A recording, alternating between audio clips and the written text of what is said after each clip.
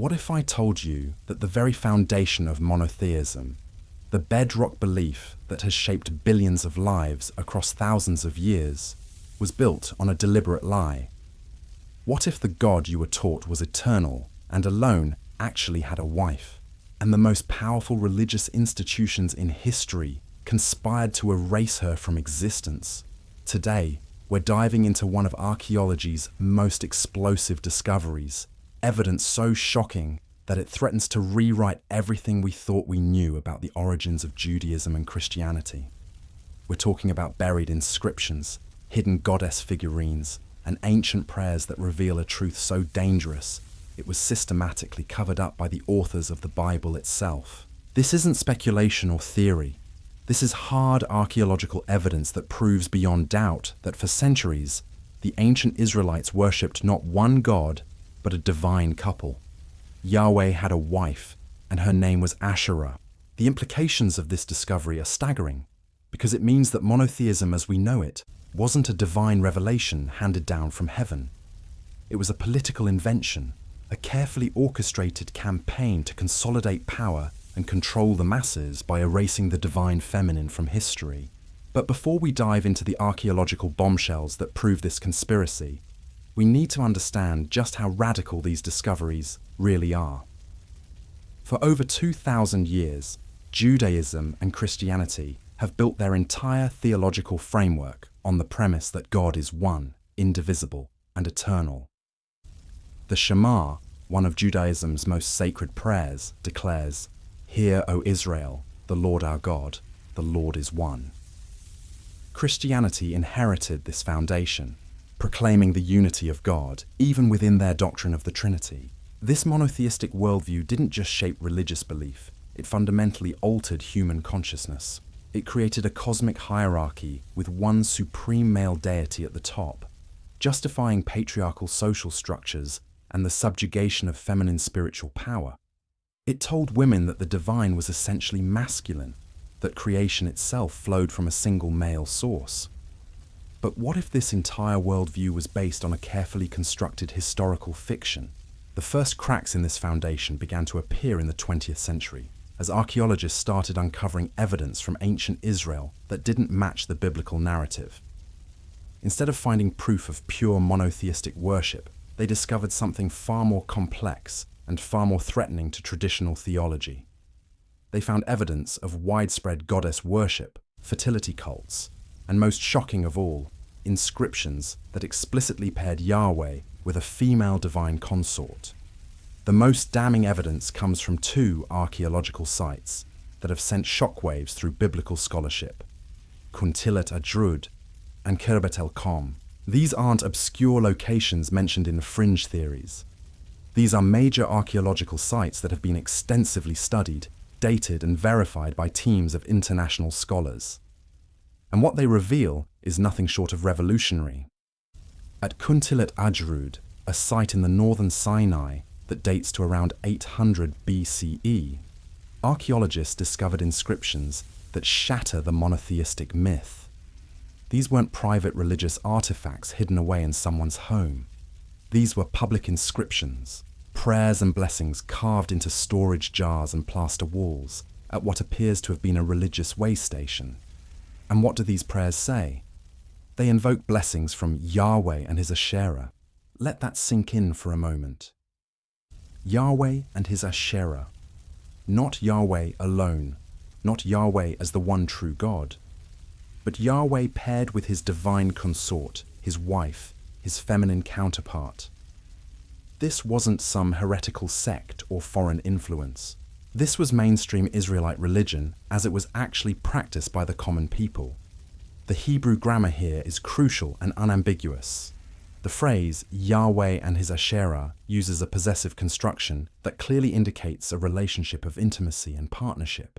This isn't referring to some abstract theological concept or symbolic representation.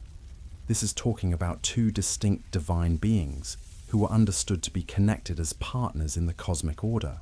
But Kuntilet Adrud isn't an isolated case. At Khirbet el-Qom, another site dating to between 750 and 700 BCE, archaeologists found tomb inscriptions that tell the same story. One inscription reads, "Blessed be Uriyahu by Yahweh, for from his enemies, by his Asherah, he saved him."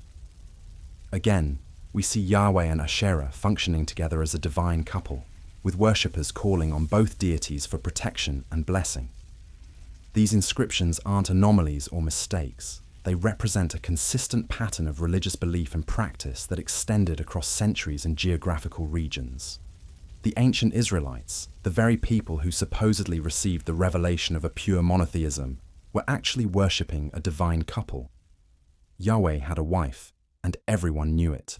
But who exactly was this mysterious goddess whose existence has been so thoroughly erased from popular consciousness? Asherah wasn't some minor local deity or foreign import. She was one of the most powerful and widely worshipped goddesses in the entire ancient Near East. Her influence extended from Mesopotamia to the Mediterranean, and her cult was deeply embedded in Canaanite religion long before the Israelites appeared on the historical scene. In the Ugaritic texts, some of our earliest sources for understanding Canaanite mythology, Asherah appears as the consort of El, the chief god of the Canaanite pantheon. She bears the titles Lady and Progenitress of the gods, indicating her status as both a powerful deity in her own right and the divine mother who gave birth to the pantheon. She was associated with fertility, wisdom, and the life-giving power of nature itself.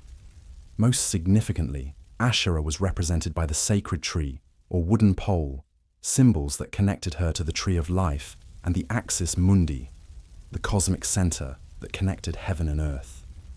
These weren't just religious symbols, they were powerful representations of feminine creative power, the divine force that brings life into the world and sustains it. When the early Israelites emerged from Canaanite culture, they didn't reject Asherah. Instead, they incorporated her into their own religious system as the consort of Yahweh. This makes perfect theological sense when you understand that Yahweh himself likely evolved from El, the Canaanite high god. If Yahweh inherited El's position as the supreme deity, it follows naturally that he would also inherit El's divine consort. This explains why Asherah worship was so persistent and widespread in ancient Israel. She wasn't a foreign goddess being imported by heretical cults. She was the original divine feminine, the goddess who had been worshipped in that land for centuries before monotheism was ever conceived. She was Yahweh's wife, and removing her from the religious equation required a massive campaign of theological revisionism. The evidence for this campaign is written in blood and stone throughout the biblical text. Once you know what to look for, the Bible itself becomes a record of the war against the goddess. The Hebrew Bible contains dozens of passages condemning the worship of Asherah poles, sacred groves, and high places where the goddess was venerated. These aren't just moral teachings or abstract theological principles. These are historical records of a religious civil war. The Book of Kings tells us that even the Temple of Solomon, the holiest site in Judaism, contained an Asherah pole that stood there for over 200 years. Think about that. The central temple of Israelite worship, the house built for Yahweh himself, contained a symbol of his divine consort for centuries. This wasn't a brief period of apostasy or foreign influence. This was standard religious practice. The biblical reformer kings like Hezekiah and Josiah are praised for breaking down the high places and cutting down the Asherah poles. But what this really describes is a systematic campaign to destroy the goddess and centralize all worship in Jerusalem. These weren't righteous reformers purifying corrupt religion. These were political revolutionaries implementing a radical new theological system that required the complete eradication of the feminine divine. The archaeological record supports this interpretation completely. Thousands of female figurines have been found in Israelite homes and settlements, representing what scholars call pillar figurines or Asherah figurines. These weren't hidden away as shameful secrets. They were displayed prominently in households throughout Israel and Judah, indicating that goddess worship was part of mainstream domestic religion. But here's where the story gets really sinister. The campaign against Asherah wasn't just about theology.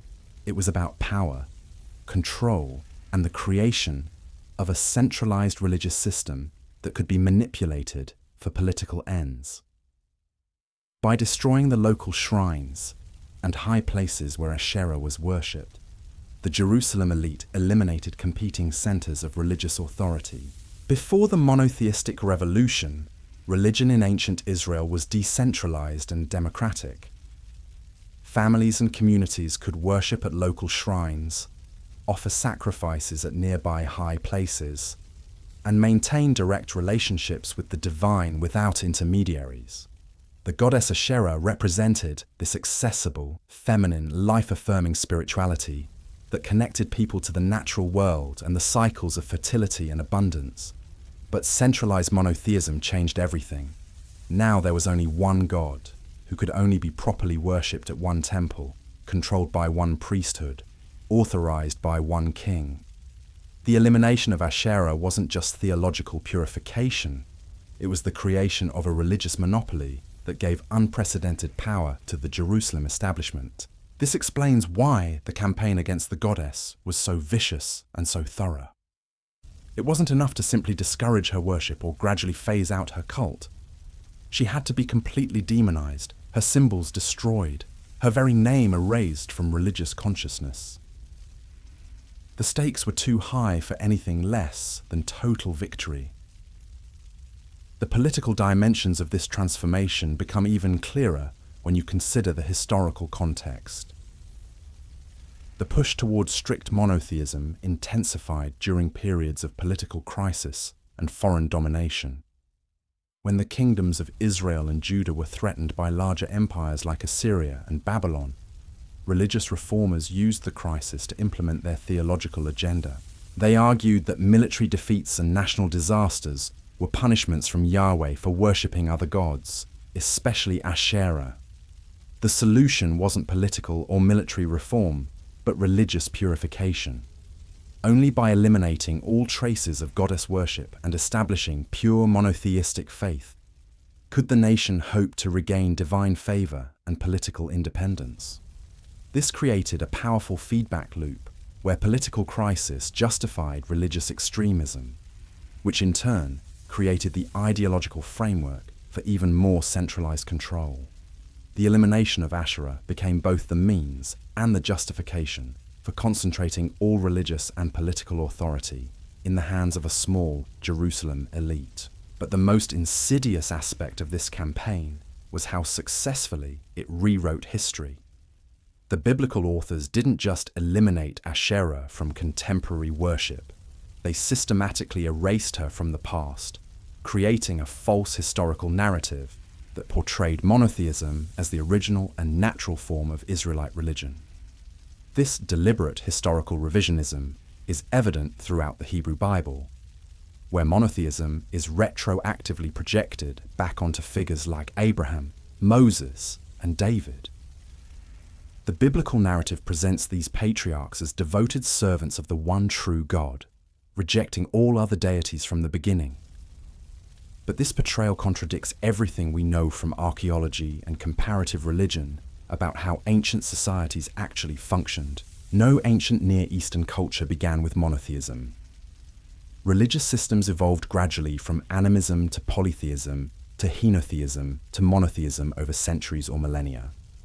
The idea that Abraham suddenly received a revelation of pure monotheism and rejected all the gods of his ancestors is not just historically implausible, it's archaeologically impossible. The biblical authors created this false narrative to legitimize their theological revolution by making it appear ancient and divinely ordained. They couldn't admit that monotheism was a recent innovation because that would undermine its authority. Instead, they rewrote the entire history of their people to make it seem like goddess worship was always a foreign corruption of an originally pure monotheistic faith. This propaganda campaign was so successful that it fooled not just ancient audiences, but modern scholars for centuries. Until the archaeological discoveries of the 20th century, Most biblical historians accepted the Bible's own account of Israelite religious development. They believed that monotheism really was the original revelation that had been corrupted by Canaanite influences, rather than understanding that polytheism was the original system that had been artificially transformed into monotheism for political reasons. The scale of this deception becomes clear when you examine how thoroughly the biblical authors sanitized the historical record. Take the story of Moses receiving the Ten Commandments, one of the foundational narratives of monotheism. The first commandment declares, "You shall have no other gods before me." But this phrasing actually reveals the polytheistic context that the editors were trying to obscure. The commandment doesn't say other gods don't exist. It acknowledges their reality, but demands exclusive loyalty to Yahweh. This is henotheism, not monotheism, the worship of one God while acknowledging others. The later development of true monotheism required not just exclusive worship, but the denial that other gods existed at all. The evolution from worship only me to I am the only God represents a massive theological shift that took centuries to accomplish. But the biblical editors couldn't leave these traces of polytheistic origins in their text, so they surrounded them with monotheistic interpretations and commentary. They added editorial frameworks that reinterpreted ancient polytheistic stories in monotheistic terms. They inserted speeches by prophets condemning goddess worship. They created genealogies and chronologies that made monotheism appear to be the original divine plan. The most revealing aspect of this editorial process is how it treats the figure of Asherah herself. In the earliest biblical texts, she appears as a legitimate divine figure. The Hebrew Bible preserves traces of this original status, even as it condemns her worship. She's called the Queen of Heaven, a title that indicates genuine divine authority, not demonic deception. But as the monotheistic editing process intensified, Asherah's divine status was systematically degraded. She was transformed from a goddess into a mere cult object, from Yahweh's consort into an idol made by human hands. The biblical authors couldn't completely erase her because her worship was too widespread and too deeply embedded in Israelite culture. But they could redefine her in ways that supported their monotheistic agenda. This process of demonization follows a clear pattern throughout the Hebrew Bible. Divine figures who were once part of the legitimate pantheon are recast as demons, false gods, or evil spirits. The goddess Ashtoreth becomes an abomination. The god Molech becomes a demon, demanding child sacrifice. Baal, once a storm god with legitimate divine authority, becomes the arch enemy of Yahweh. The same transformation happened to Asherah, but her case was even more threatening because of her intimate relationship with Yahweh. You can't easily demonize the wife of your supreme deity without raising uncomfortable questions about his judgment and character. Instead, the biblical authors employed a more subtle strategy. They made her disappear. They transformed Asherah from a divine person into an inanimate object. Instead of referring to the goddess Asherah, they spoke only of Asherah poles or sacred groves. This linguistic sleight of hand allowed them to condemn her worship while avoiding direct theological confrontation with her divine status. They could order the destruction of wooden poles without explicitly declaring war on a goddess. But this strategy created its own problems because it left obvious gaps in the biblical narrative. If these were just wooden poles, why did their destruction require such massive military campaigns? Why were they so difficult to eliminate that they kept reappearing generation after generation? Why did their worship persist even in the Jerusalem temple itself? The intensity of the biblical polemic against Asherah worship reveals just how entrenched her cult really was.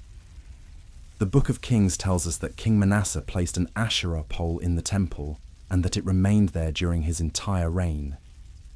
His son Amon continued the practice, and it wasn't removed of King Josiah around until the radical reforms 620 BCE. This means that for most of the monarchy period, The official state religion of Judah included the worship of Yahweh's divine consort. Even more revealing is the archaeological evidence from the temple complex itself. Excavations in the area around the Temple Mount have uncovered thousands of female figurines, incense altars, and other cult objects associated with goddess worship. These weren't hidden in private homes or secret shrines. They were found in the very heart of Jerusalem's religious establishment. The most significant discovery was a deposit of cult objects that appears to date from the time of Josiah's reforms. Archaeologists found hundreds of deliberately broken figurines, smashed incense altars, and destroyed religious artifacts that had been dumped in a pit near the temple. This wasn't gradual decay or accidental destruction. This was systematic iconoclasm, the deliberate obliteration of sacred objects associated with goddess worship. The archaeological evidence perfectly matches the biblical account of Josiah's reforms, but it reveals a much more complex picture than the sanitized version preserved in the biblical text. The sheer volume of destroyed cult objects indicates that goddess worship wasn't a marginal practice or foreign corruption. It was central to the religious life of Jerusalem itself. This creates a profound paradox for traditional biblical interpretation. If monotheism was the original divine revelation, and goddess worship was always a forbidden corruption, how do we explain the fact that the goddess was worshipped in the very temple built for Yahweh? How do we account for the reality that some of Israel's most revered kings, including Solomon himself, maintained Asherah worship as part of official state religion? The traditional answer has been to dismiss these practices as periods of apostasy or foreign influence, temporary departures from pure, monotheistic faith. But this explanation becomes increasingly implausible when you realize that goddess worship was the norm, not the exception, throughout most of Israelite history. The archaeological evidence shows continuous goddess worship from the earliest Israelite settlements through the Babylonian exile. The more honest interpretation is that monotheism wasn't the original revelation that was periodically corrupted. It was the late innovation that required the systematic suppression of earlier religious traditions. Goddess worship didn't represent a departure from authentic Israelite religion. It was authentic Israelite religion, practiced by common people for centuries before the political and theological revolution that created biblical monotheism. This revolution wasn't just religious. It was fundamentally social and economic. The ancient goddess cults were intimately connected to agricultural cycles, fertility rituals, and local community structures. Asherah worship took place at high places and sacred groves that were accessible to ordinary families and managed by local religious specialists. This decentralized religious system supported corresponding social structures that were more egalitarian and community-based.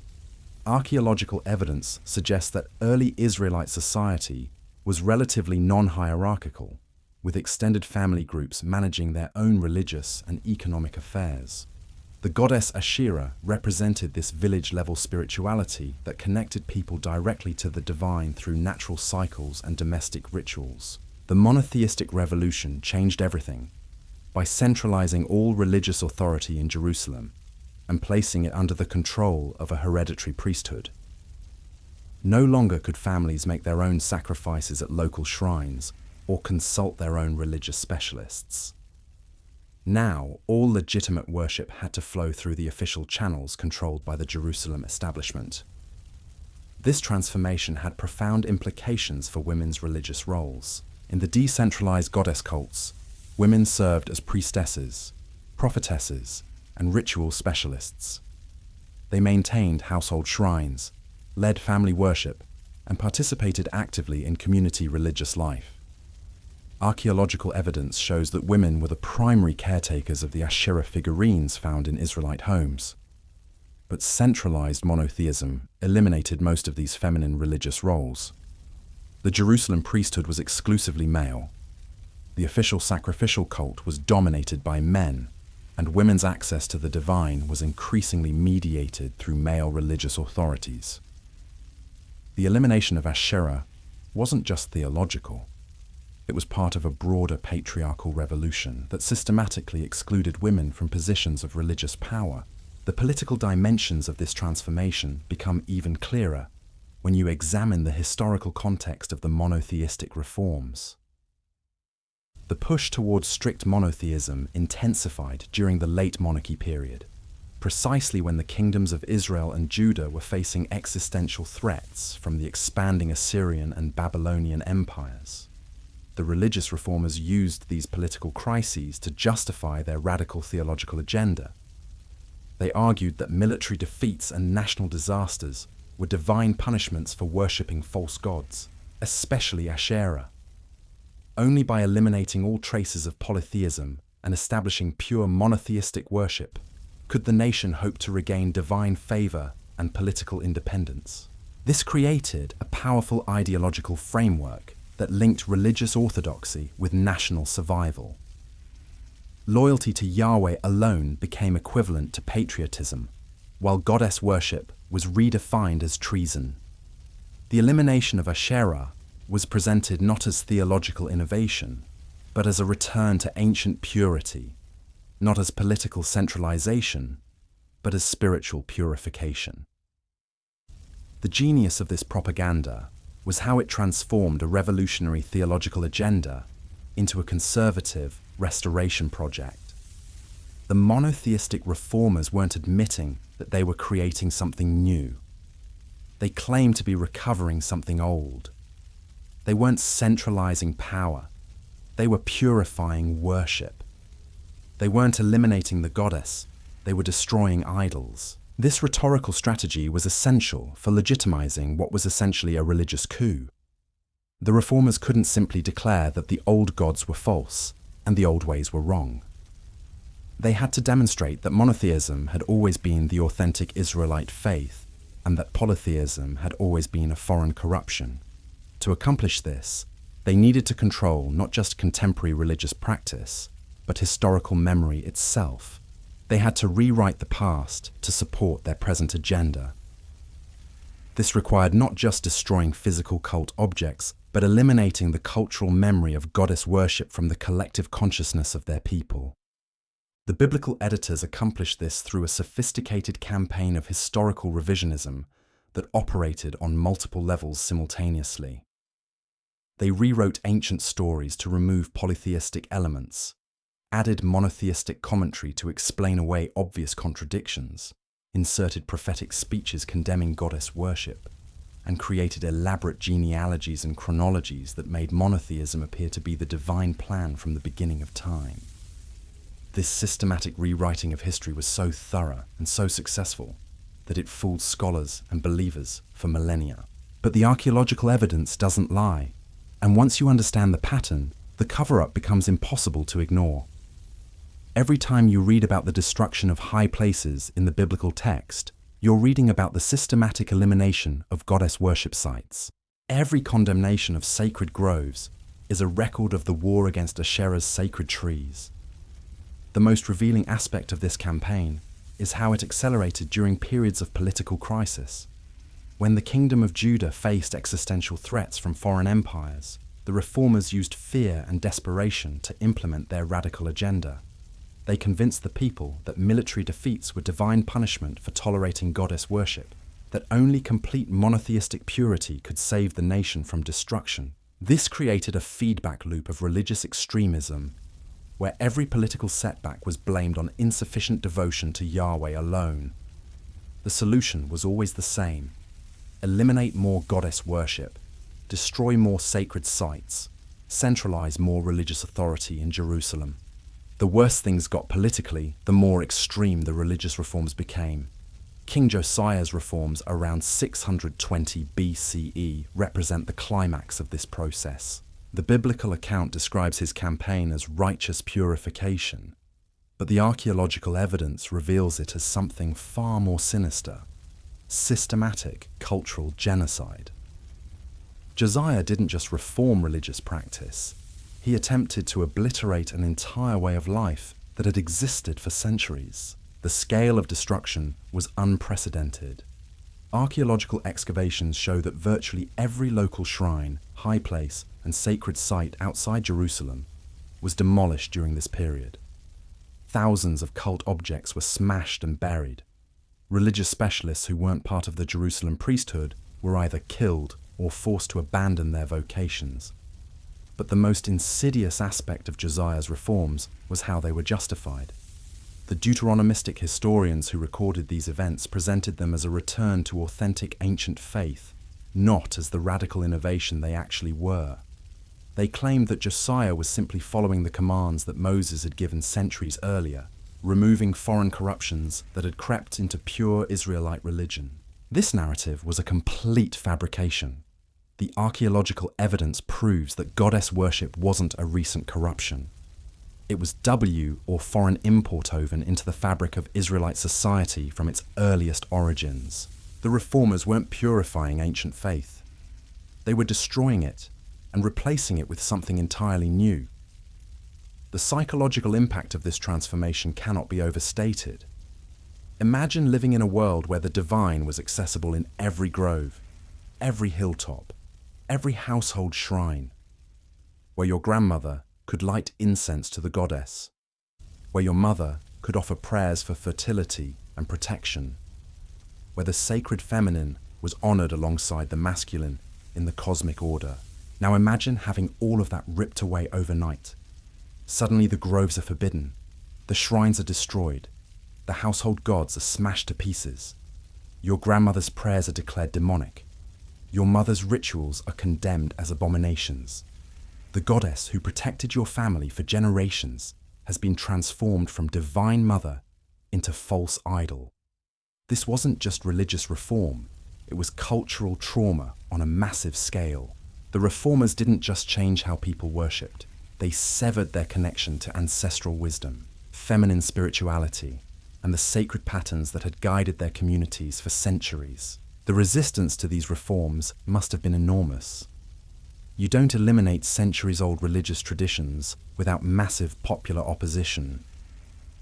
The biblical text itself provides evidence of this resistance in its constant complaints about backsliding, apostasy, and the persistent return to goddess worship despite official prohibition. The book of Jeremiah contains one of the most revealing passages about this resistance. When the prophet condemns the people for offering sacrifices to the Queen of Heaven, they respond with remarkable defiance. We will certainly do everything we said we would. We will burn incense to the Queen of Heaven and will pour out drink offerings to her just as we and our ancestors, our kings and our officials did in the towns of Judah and in the streets of Jerusalem. At that time we had plenty of food and were well off and suffered no harm. This passage is because it shows ordinary people explicitly rejecting the monot extraordinary high-stick reforms and defending their traditional goddess worship. They're not apologizing or making excuses. They're declaring their intention to continue honoring the Queen of Heaven regardless of official prohibition.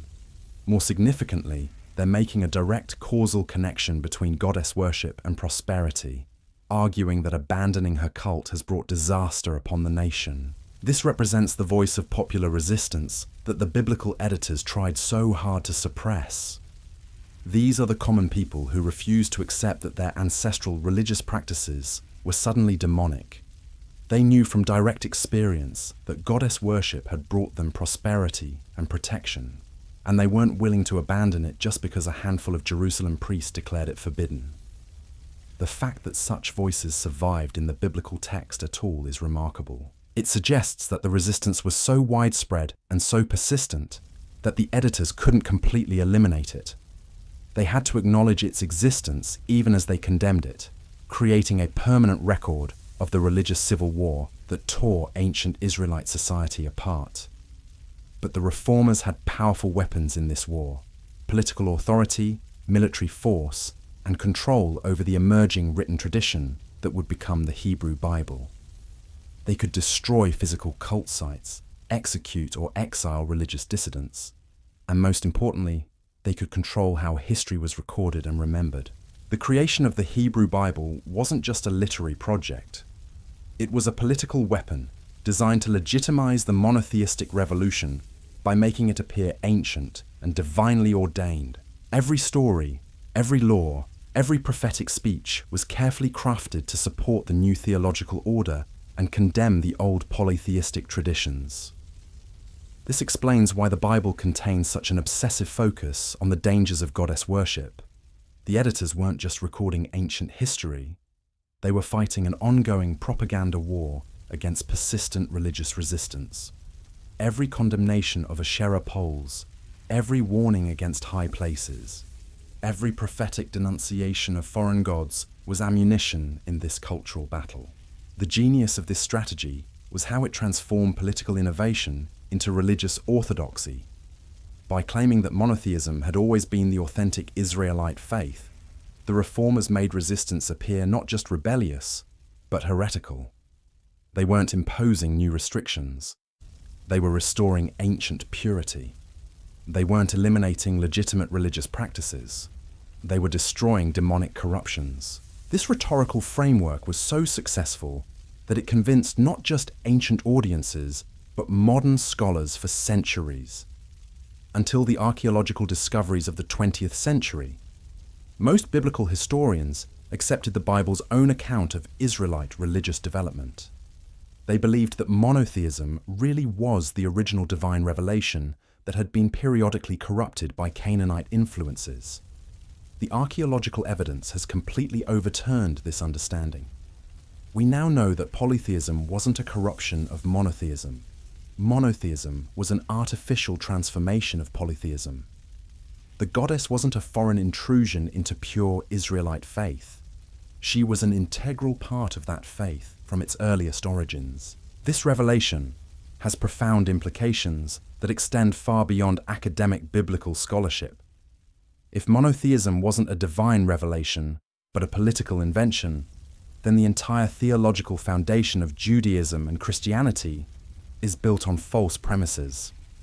If Yahweh had a wife who was systematically erased from history, then the masculine-dominated religious traditions that emerge from this cover-up are fundamentally distorted.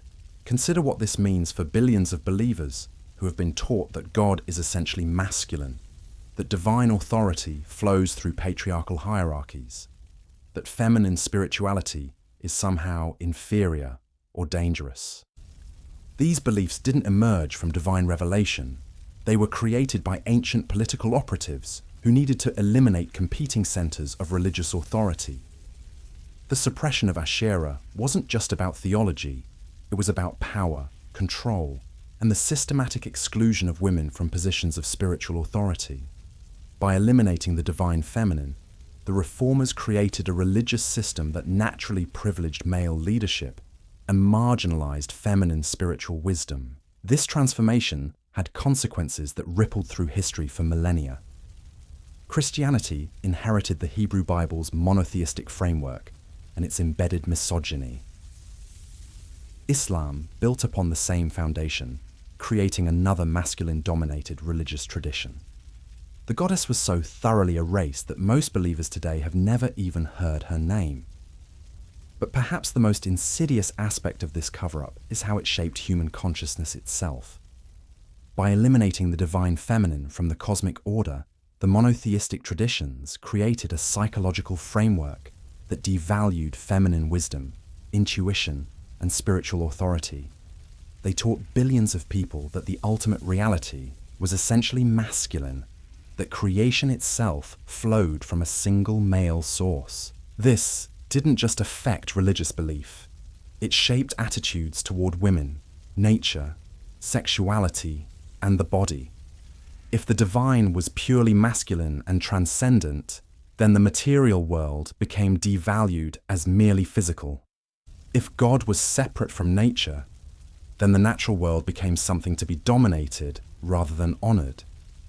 If feminine spirituality was inherently suspect, then women's spiritual insights were automatically marginalized. The ecological crisis that threatens our planet today has deep roots in this theological transformation. The ancient goddess traditions understood the divine as immanent in nature, present in every tree, every spring, every fertile field. Asherah's sacred groves weren't just worship sites. They were expressions of ecological consciousness that recognized the divine feminine as the life-giving force that sustains the world. When the reformers destroyed the sacred groves and eliminated the goddess, they severed humanity's connection to the natural world as sacred space. They replaced ecological spirituality with transcendent monotheism that located the divine outside and above the material world. This theological shift laid the groundwork for an instrumental view of nature that has driven environmental destruction for centuries. The psychological impact of this transformation is equally profound. The ancient goddess traditions honored the full spectrum of feminine experience: maiden, mother, and crone, birth, death, and rebirth, the light and dark aspects of existence. Asherah represented the wisdom that comes from embracing life's natural cycles rather than trying to transcend them. But monotheistic theology eliminated this psychological balance by presenting a purely masculine, purely transcendent divine reality. The result was a spiritual tradition that emphasized conquest over cooperation, transcendence over immanence, eternal perfection over natural cycles. The elimination of the goddess didn't just change religious doctrine, it fundamentally altered human psychological development. Women were particularly affected by this transformation. In the ancient goddess traditions, feminine spiritual authority was natural and expected. Women served as priestesses, prophetesses, and wisdom teachers. They maintained household shrines, led family rituals, and preserved the oral traditions that connected communities to their ancestral wisdom. The monotheistic revolution systematically eliminated these feminine religious roles. The Jerusalem priesthood was exclusively male. The official sacrificial system was controlled by men, and women's spiritual authority was increasingly marginalized. The goddess, who had represented feminine divine power, was transformed into a demon, and women who claimed spiritual authority were labeled as dangerous or heretical. This religious transformation provided the theological foundation for patriarchal social structures that persisted for millennia. If masculine, the divine was essentially then male authority, appeared natural and God-ordained. If feminine spirituality was inherently suspect, then women's exclusion from religious leadership seemed theologically justified. The consequences of this ancient cover-up continue to reverberate through contemporary religious institutions. The Catholic Church's refusal to ordain women, the exclusion of women from religious leadership in Orthodox Judaism, the marginalization of feminine spiritual wisdom in evangelical Christianity, all of these can be traced back to the systematic elimination of Asherah and the divine feminine from ancient Israelite religion.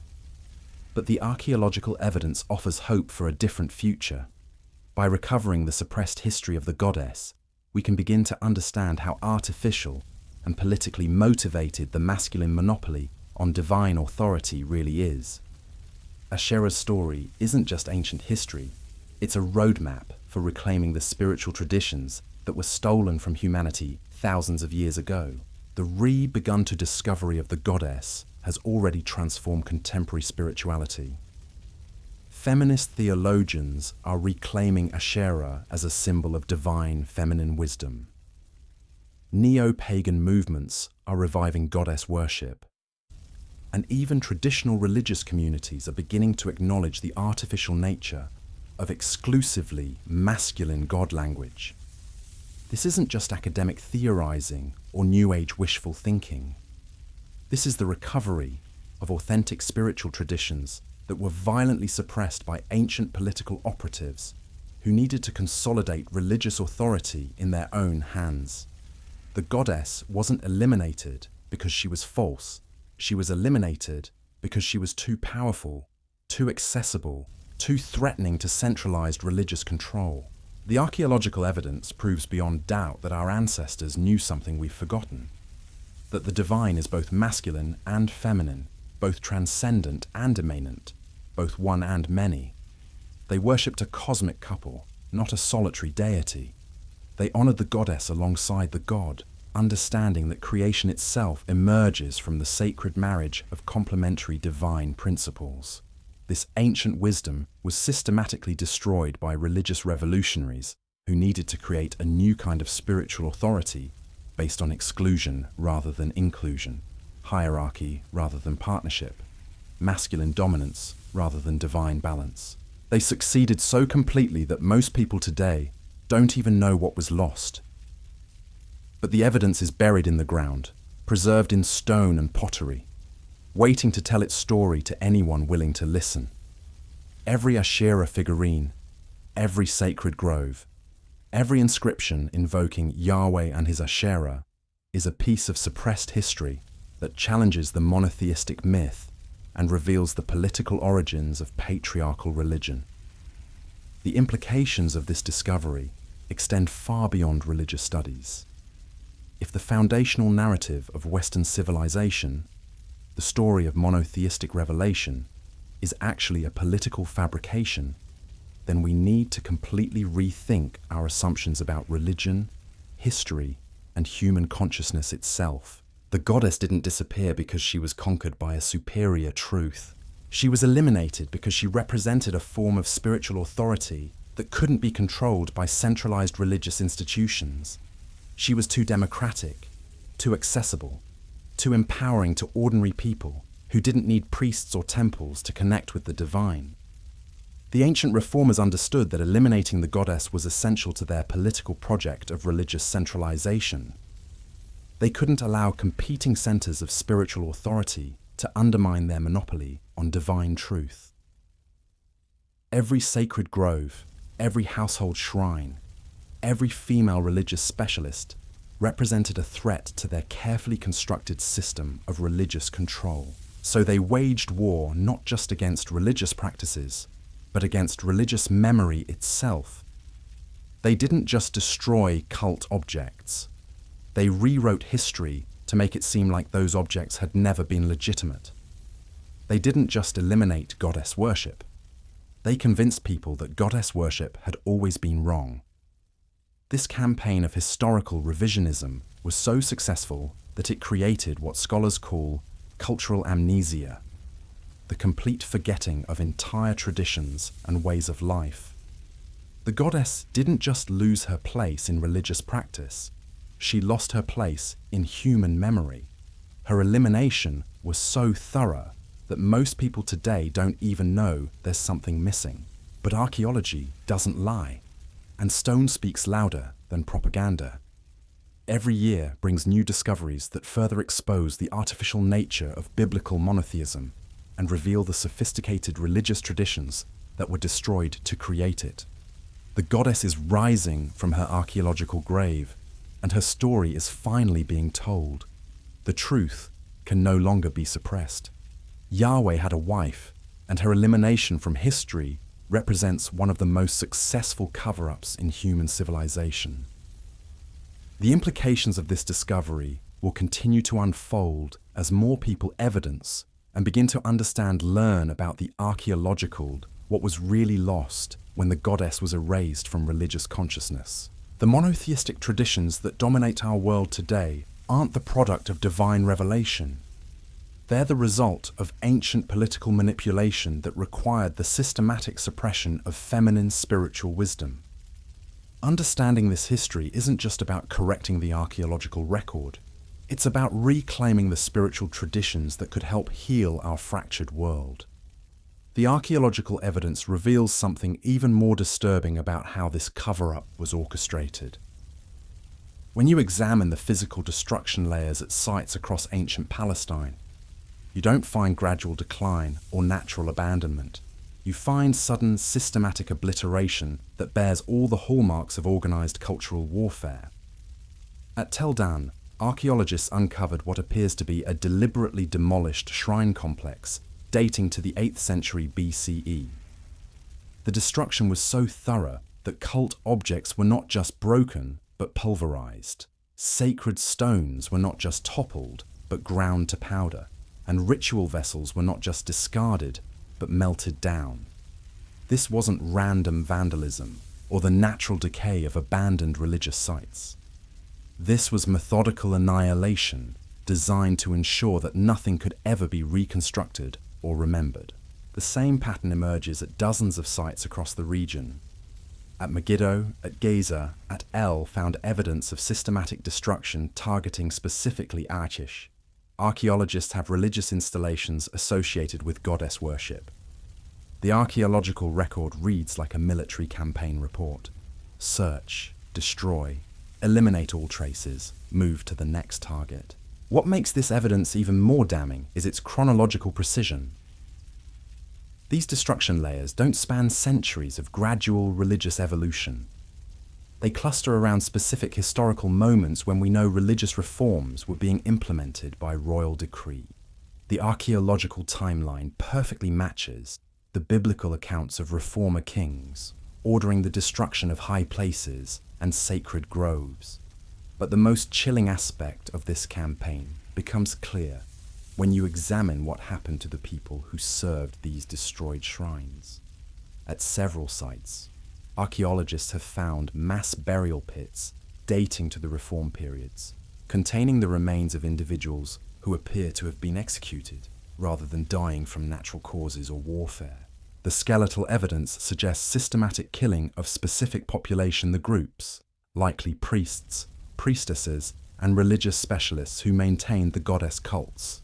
The biblical text itself provides disturbing confirmation of this violence. The Book of Kings casually mentions that Josiah slaughtered all the priests of the high places and defiled the high places where the priests had made offerings. The Hebrew word used here doesn't just mean removal from office, it means ritual slaughter, the kind of killing reserved for eliminating sources of spiritual contamination. This wasn't religious reform, it was genocide. The monotheistic revolutionaries didn't just change worship practices, they systematically murdered the human beings who embodied the religious traditions they wanted to eliminate. Every priestess of Asherah, every keeper of a sacred grove, every family elder who maintained household goddess worship became a target for elimination. The psychological warfare component of this campaign was equally sophisticated. The reformers understood that destroying physical cult objects wasn't enough. They had to destroy the cultural meaning systems that made those objects sacred. This to require comprehensive propaganda operation that redefined the entire conceptual framework through which people understood the divine. Consider how brilliantly they executed this psychological manipulation. Instead of simply declaring that Asherah was false, they gradually, a divine person transformed her from into an inanimate object. Early biblical texts still refer to her as a goddess with agency and authority. Later texts increasingly speak only of Asherah poles or sacred trees, stripping away her personhood and reducing her to mere wood and stone. This linguistic sleight of hand allowed the reformers to condemn her worship without directly confronting her divine status. You can't easily convince people that a powerful goddess is suddenly evil, but you can persuade them that wooden poles are just human-made idols. The transformation from the goddess Asherah to an Asherah pole represents one of history's most successful rebranding campaigns. The reformers also employed what modern psychologists would recognize as gaslighting on a civilizational scale. They didn't just suppress goddess worship, they convinced people that it had never been legitimate in the first place. They created false memories of pure monotheistic origins while systematically erasing evidence of the polytheistic reality that everyone had actually lived. This explains why the biblical narrative is so insistent on portraying goddess worship as foreign corruption rather than indigenous tradition. The reformers couldn't admit that Asherah had been worshipped in the Jerusalem temple itself for centuries, because that would undermine their claim that monotheism was the original divine plan. Instead, they created elaborate stories about foreign wives leading Israelite kings astray, external influences corrupting pure faith, and periodic returns to authentic worship. But the archaeological evidence exposes these stories as complete fabrications. The goddess figurines found in Israelite homes weren't imported foreign idols. They were made by local craftsmen using indigenous artistic traditions. The high places weren't foreign cult sites, they were ancient Israelite sanctuaries that had been in continuous use for generations. The sacred groves weren't Canaanite corruptions. They were integral parts of Israelite religious landscape. The reformers created a false dichotomy between authentic Israelite religion and foreign religious influences. But this distinction had no basis in historical reality.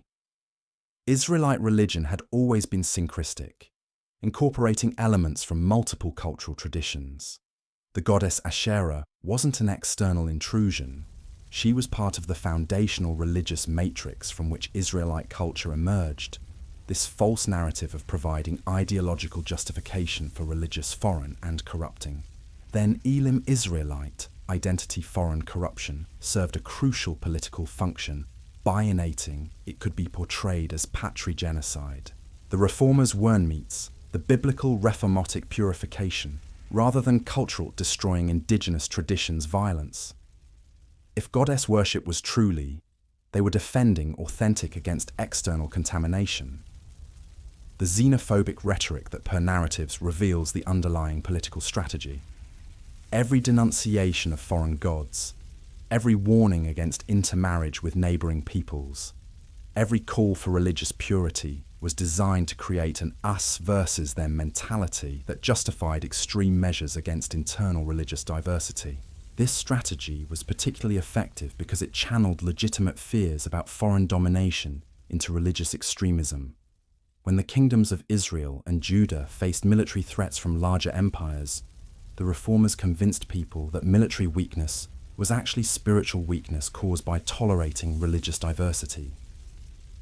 The solution wasn't better armies or diplomatic strategies, it was more rigorous religious purity.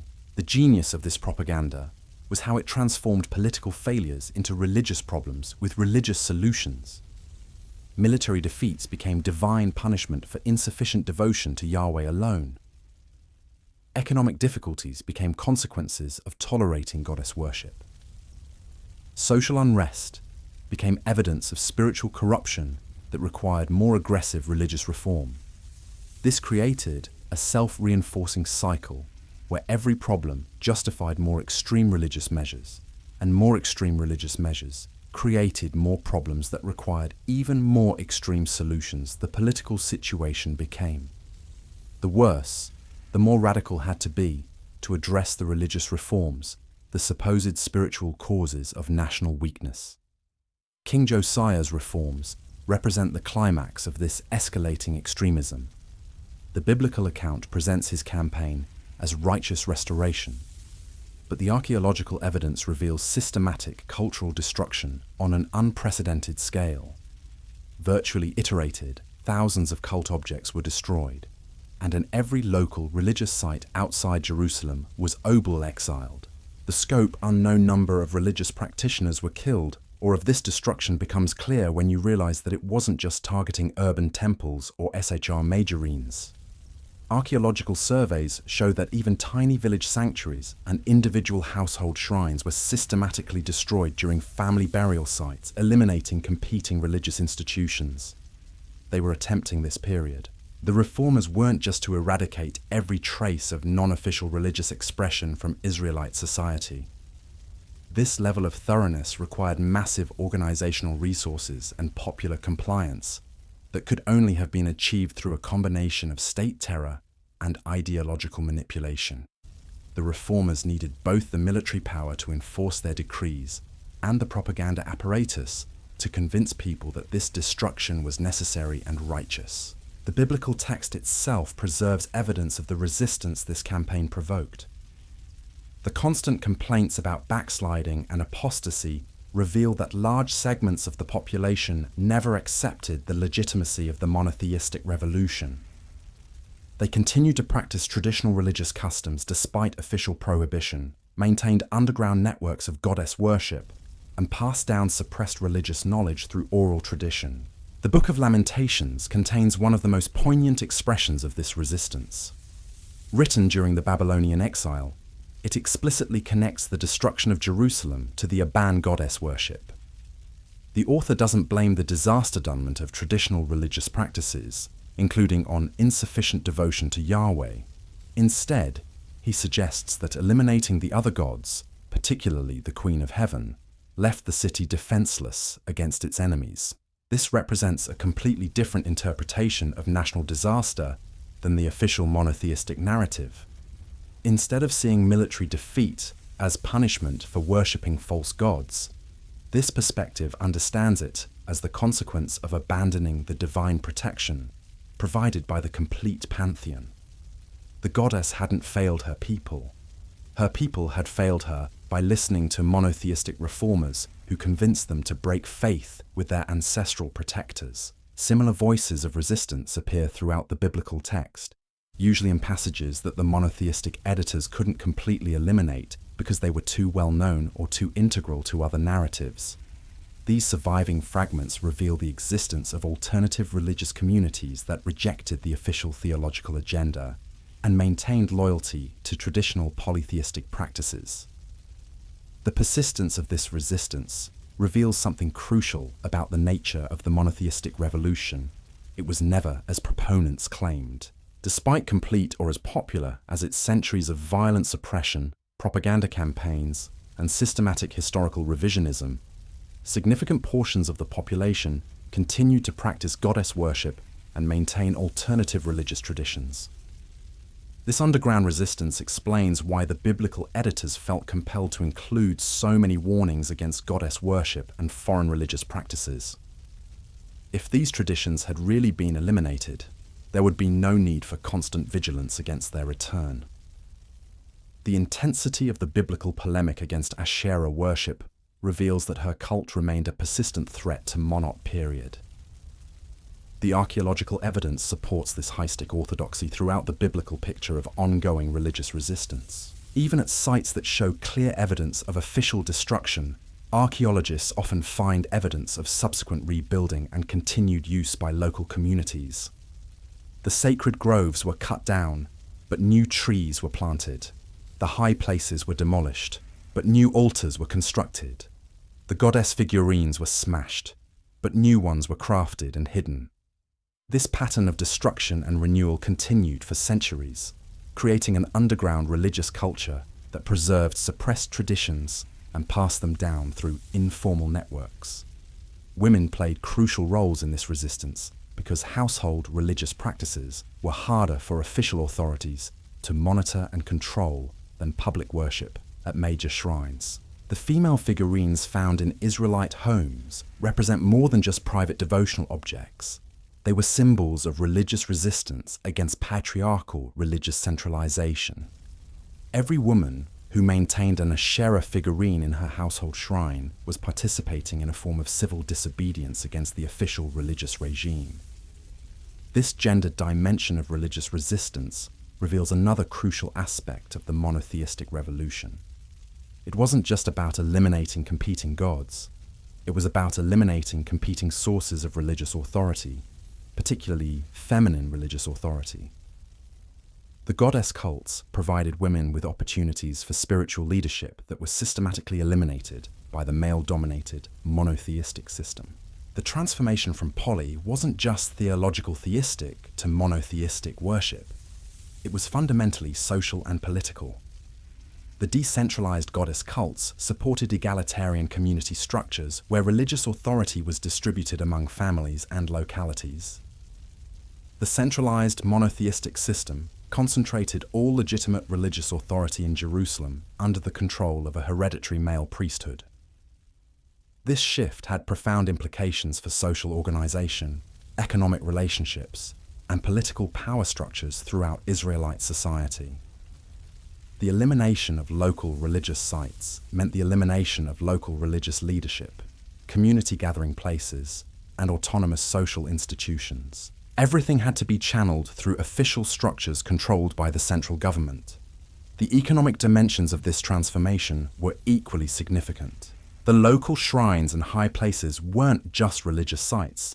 They were economic centers where communities gathered for festivals, markets, and social exchanges. Their destruction disrupted traditional economic networks and forced people to participate in the centralized economic system controlled by Jerusalem. The reformers understood that controlling religious practice meant controlling economic relationships always. by social networks and political law eliminating competing religious centers, they eliminated competing power structures that could challenge central authority. The monotheistic revolution was as much about political consolidation as it was about theological purification. This explains why the campaign against goddess worship was so systematic and so violent. The reformers weren't just changing religious doctrine, they were restructuring the entire social order of ancient Israelite society. They couldn't allow any alternative centers of authority to survive, because any alternative authority represented a potential challenge to their monopoly on power. The success of this transformation required not just the destruction of physical cult sites, but the elimination of the cultural knowledge systems that had supported decentralized religious practice. This meant destroying oral traditions, suppressing alternative historical narratives, and eliminating the educational networks through which non-official religious knowledge was transmitted. The biblical text itself becomes a weapon in this cultural warfare, designed not just to record history, but to reshape collective memory in the new political and ways that supported religious order. Every story, every law, every prophetic pronouncement was carefully crafted to delegitimize traditional religious practices and establish the authority of the new monotheistic system. The creation of this authoritative written tradition represented a revolutionary shift from oral to textual religious authority. In the old system, religious knowledge was transmitted through community elders, family traditions, and local religious specialists who maintained living connections to ancestral wisdom. The written biblical tradition replaced this decentralized oral culture with centralized textual authority that could be controlled by literate religious elites.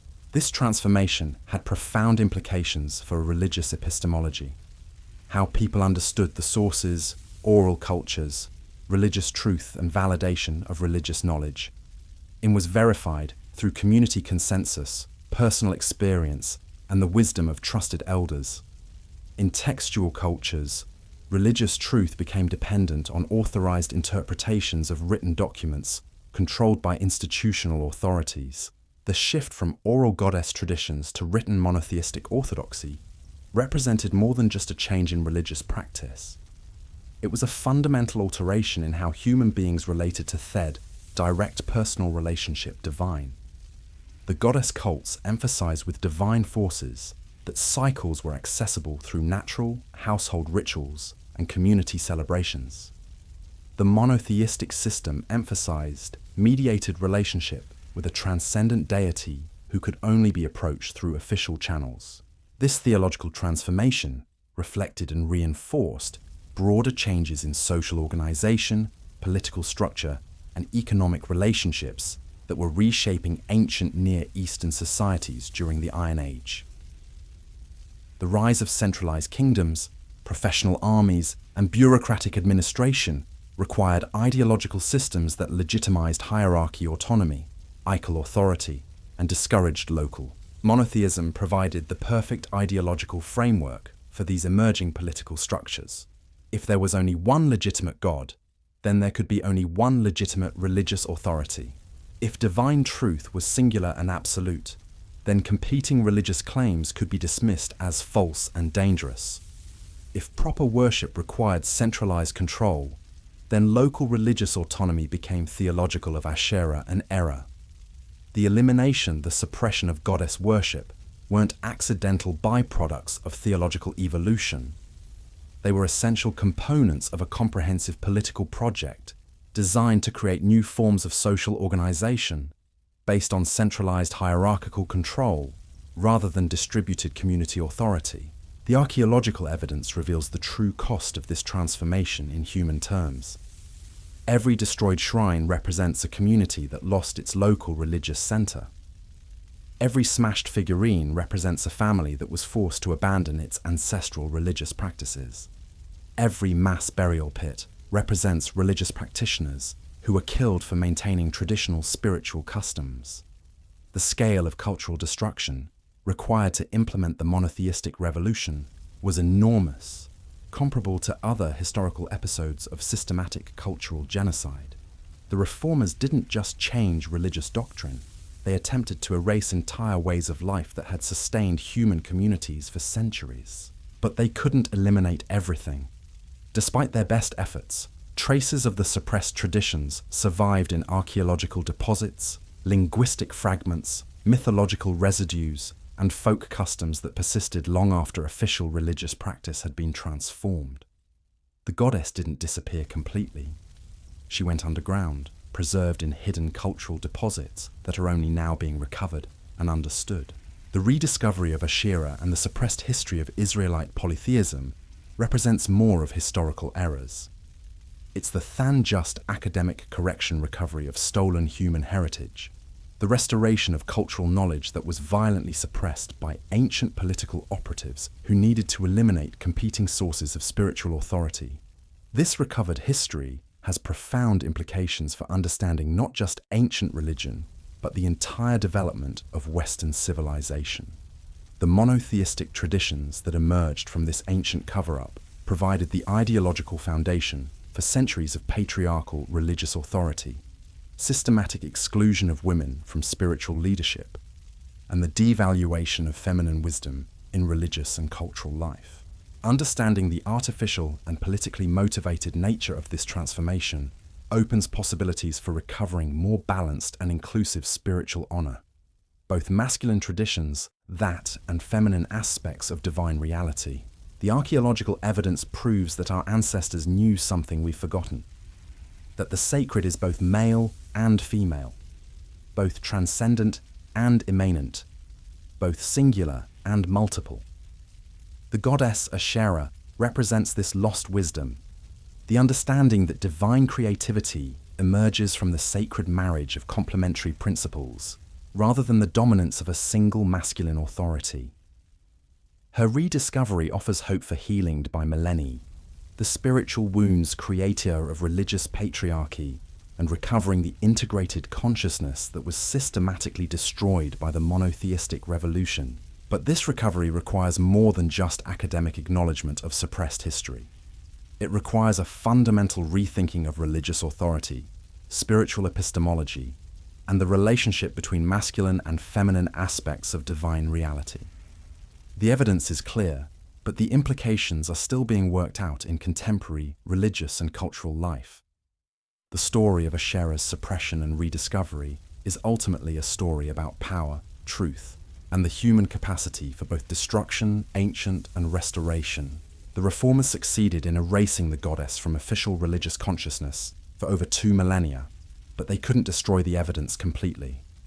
Stone and pottery don't lie, and the archaeological record preserve cannot eliminate as truths that propaganda.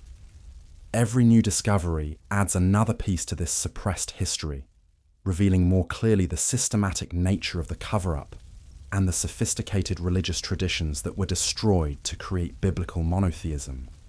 The goddess is rising from her archaeological grave, and her story is finally being told to a world that desperately needs to remember what was lost when the divine feminine was erased from human consciousness. The implications of this rediscovery extend far beyond religious studies into psychology, ecology, social organization, and the fundamental questions of human meaning and purpose.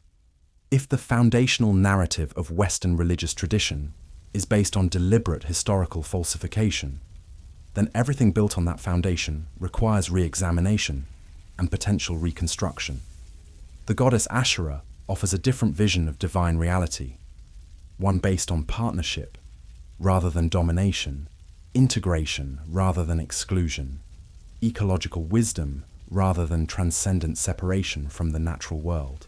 Her suppressed history reveals possibilities destruction, social inequality for spiritual traditions that could contemporary civilization, environmental crises facing help address the psychological fragmentation and the loss of meaning that characterizes modern secular culture. The archaeological evidence proves aren't just contemporary, that these alternatives inventions or wishful thinking.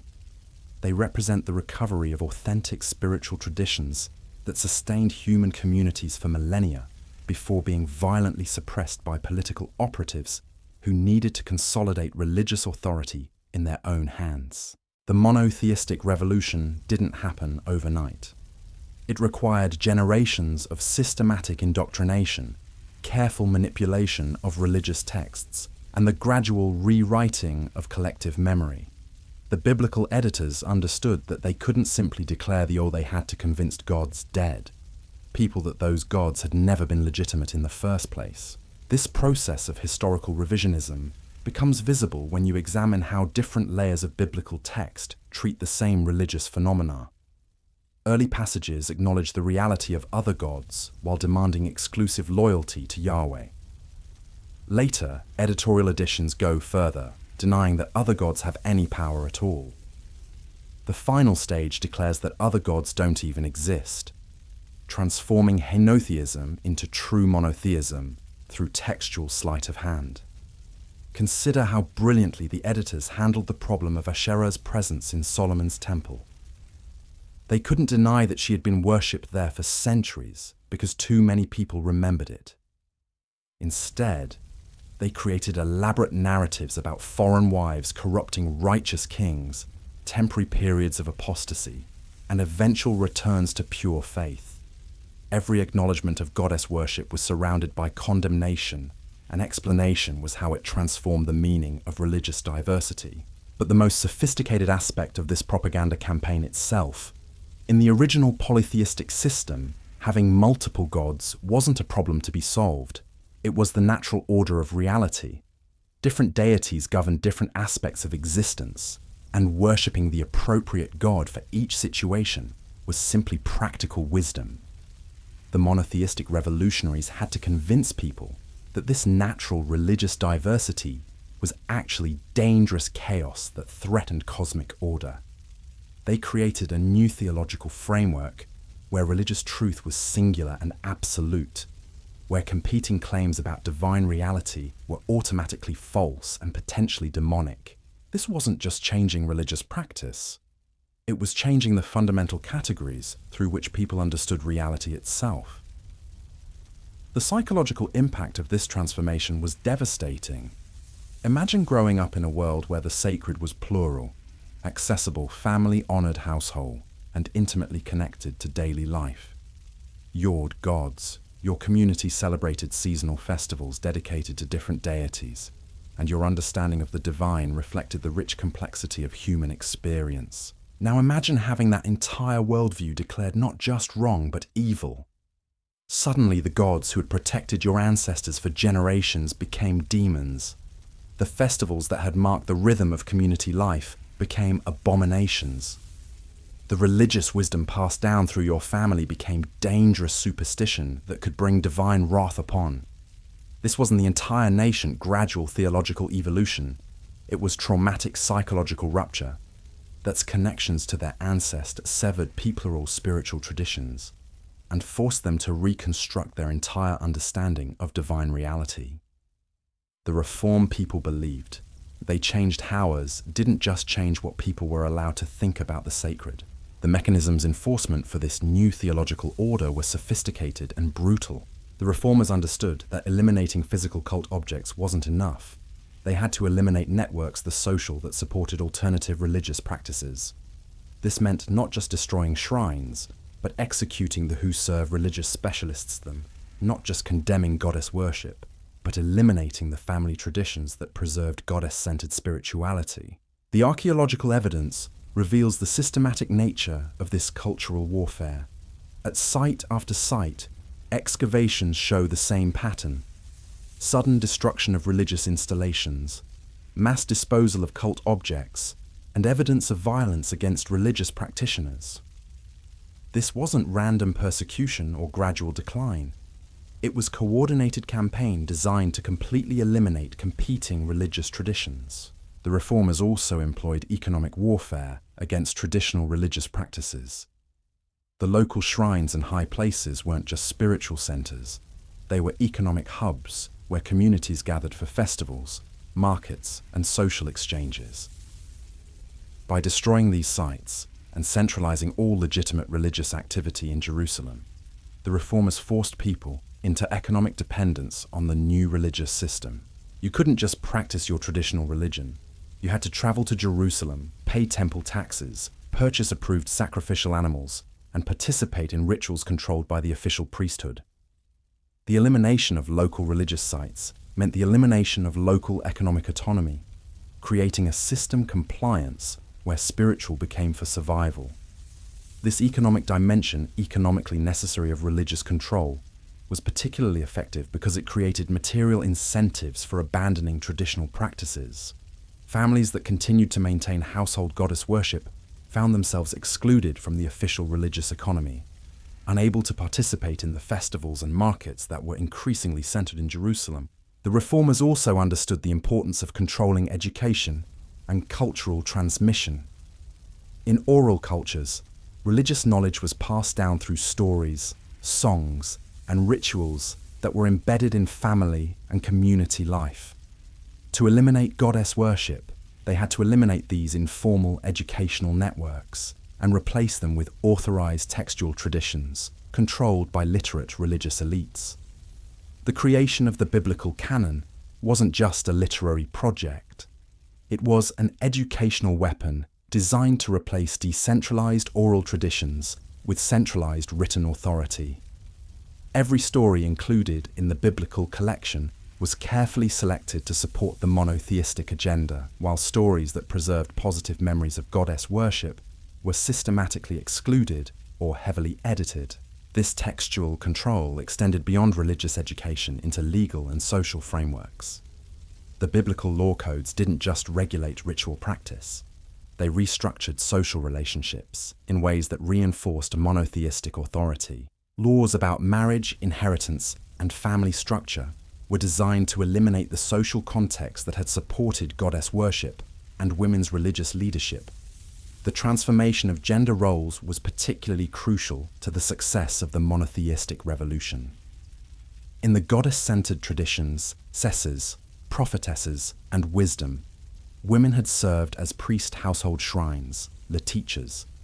They maintained family rituals and preserved the oral traditions that connected communities to their spiritual heritage. The new monotheistic system systematically eliminated these feminine religious roles and replaced them with male-dominated hierarchies. The Jerusalem priesthood was exclusively male, thecal cult was control official sacrifice by men, and women's access to religious authority was increasingly restricted to supporting roles that didn't challenge masculine spiritual dominance.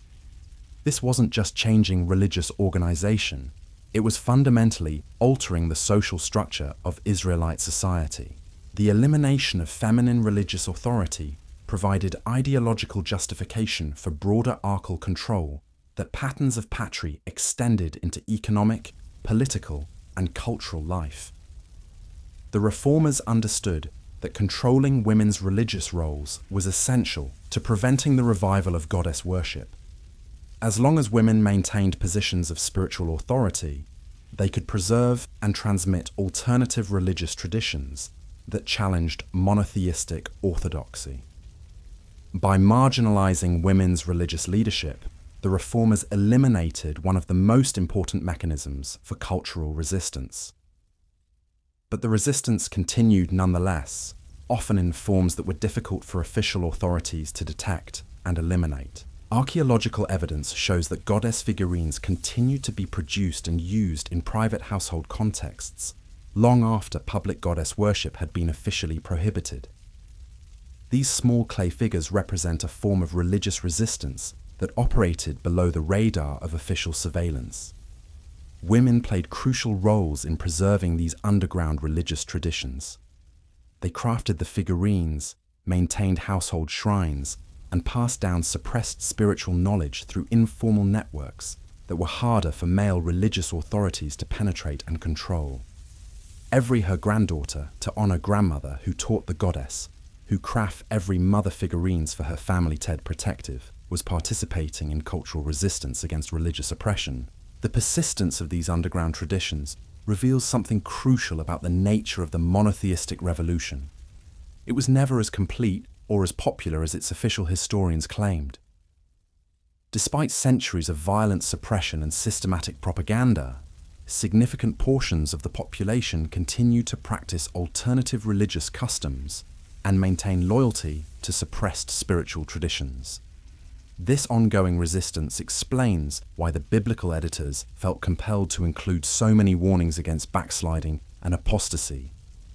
If goddess worship had really been eliminated, there would be no need for constant vigilance against its return.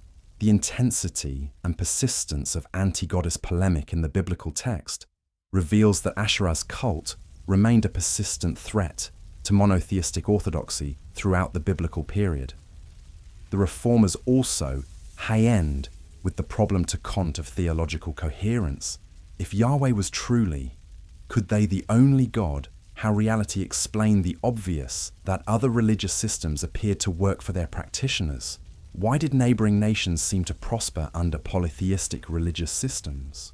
Why did traditional Israelite religious practices continue to attract followers despite official condemnation? The solution was to develop increasingly sophisticated theological explanations that acknowledged the apparent effectiveness of other religious systems while maintaining monotheistic orthodoxy.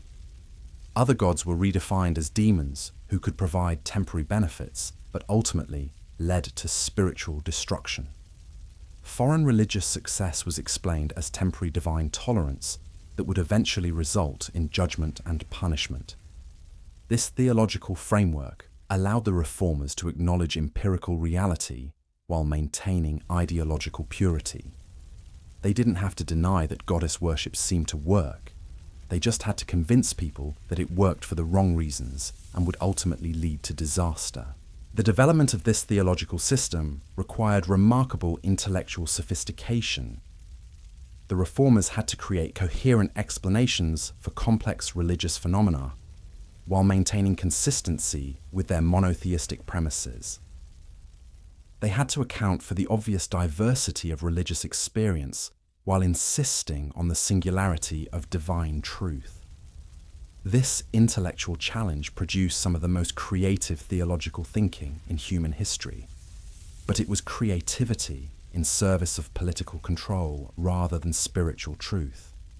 The elaborate theological systems that emerged from the monotheistic revolution were designed not to describe reality accurately, but to legitimize a particular form of religious authority. The psychological costs of this theological system were enormous. By denying the legitimacy of religious diversity and insisting on absolute theological certainty, the reformers created a spiritual framework that was inherently anxious and conflicted. Believers had to constantly monitor their thoughts and feelings for signs of spiritual contamination, suppress natural religious impulses that didn't conform to official doctrine, and maintain unwavering loyalty to theological claims that often contradicted their lived experience. This psychological pressure was particularly intense for women, who were expected to abandon religious traditions that had empowered them and embrace a spiritual system that systematically marginalized their authority and wisdom. The elimination of the goddess didn't just change religious practice, it created a form of spiritual trauma that affected women's relationship to the sacred for millennia. The long-term consequences of this ancient psychological warfare continue to reverberate through contemporary religious and cultural life. The systematic devaluation of feminine spiritual wisdom, the marginalization of women's religious leadership, and the creation of religious systems based on exclusion rather than inclusion all trace back to the successful elimination of Asherah and the divine feminine from ancient Israelite consciousness. But perhaps the most insidious legacy of this ancient cover-up is how it shaped human understanding of the relationship between spiritual truth and political authority. By successfully convince religious revolutioning people that their of ancient was actually a restoration divine truth, the reformers created a template for using religious claims to legitimize political control. This template has been employed by religious and political leaders throughout history to justify systems of domination and exclusion. Every time religious authority has been used to marginalize alternative feminine spiritual traditions, suppress wisdom, or eliminate competing sources of cultural on the ID authority, It has drawn a logical framework created by the ancient eliminators of Asherah. The rediscovery of the goddess through archaeological evidence hope offers for breaking this cycle of religious oppression and, by understanding cultural manipulation, how the monotheistic myth was constructed and implemented, we can begin to recognize similar patterns in contemporary religious and political. The evidence life proves that spiritual diversity and feminine religious authority aren't threats to authentic religious life. They're essential components of healthy spiritual communities that honor the full spectrum of human experience and divine reality. The goddess wasn't eliminated because she was false. She was eliminated because she represented forms of spiritual authority that couldn't be controlled by centralized religious institutions. This understanding opens possibilities for recovering more balanced and inclusive spiritual traditions that honor both masculine and feminine aspects of divine reality. The archaeological evidence provides a foundation for reconstructing religious practices that empower rather than oppress, that celebrate diversity rather than demanding conformity, that connect people to the sacred through direct experience rather than mediated institutional authority. The story of Asherah's suppression and rediscovery ultimately reveals the artificial nature of religious systems based on exclusion and domination. The divine wasn't meant to be monopolized by male religious elites. It was meant to be accessible to all people through multiple pathways that honor the rich diversity of human spiritual experience. The goddess is rising from her archaeological grave, and her message is clear. The sacred is both masculine and feminine, both singular and plural, both transcendent and immanent. The monotheistic myth that has dominated Western religious consciousness for millennia, designed to consolidate power, was a political invention in the hands of religious and political elites. Understanding this history doesn't require abandoning all religious faith. It requires recognizing the difference between authentic spiritual wisdom and ideological manipulation disguised as divine revelation. The evidence is clear, carved in stone and preserved in pottery, waiting to transform our understanding of religion, history, and human consciousness itself. The ancient conspiracy to erase the goddess from human memory was one of history's most successful cover-ups, but it wasn't permanent. Truth has a way of surviving even the most systematic attempts at suppression, and the archaeological record preserves evidence that no amount of propaganda can eliminate. Every new discovery adds another piece to this suppressed history, revealing more clearly the sophisticated religious traditions that were destroyed to create the illusion of eternal monotheistic truth.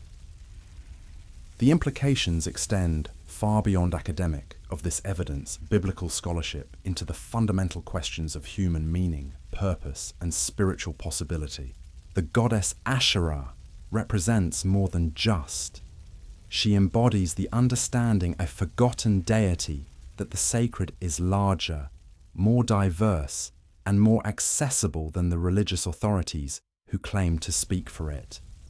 Her rediscovery offers hope for healing the spiritual wounds created by millennia of religious patriarchy and recovering the integrated consciousness that was systematically destroyed by the monotheistic revolution. The archaeological evidence has spoken. Yahweh had a wife. Monotheism was a lie. And the time has come to acknowledge the true cost of the ancient conspiracy that shaped the spiritual consciousness of the Western world through deception, violence, and the systematic erasure of the divine feminine from human memory. The evidence is undeniable. The stones don't lie. The inscriptions speak louder than 2,000 years of propaganda. What we've uncovered today isn't just ancient history. It's the exposure of the most successful religious cover-up in human civilization. For millennia, billions of people have built their entire understanding of the divine on a foundation of deliberate deception. The God of Abraham, Isaac, and Jacob wasn't alone in the heavens. He had a wife. Her name was Asherah, and she was systematically erased from history by political operatives who needed to consolidate religious power in their own hands. This wasn't divine revelation. This was human manipulation on a scale that boggles the mind.